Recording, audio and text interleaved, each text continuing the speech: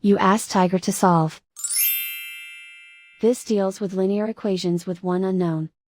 The final result is x equals -18. Let's solve it step by step. Swap sides. Group all constants on the right side of the equation. Subtract 10 from both sides. Group like terms. Simplify the arithmetic.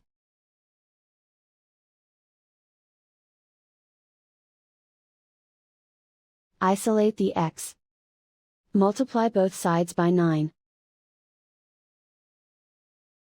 Group like terms. Multiply the coefficients. Simplify the fraction. Simplify the arithmetic.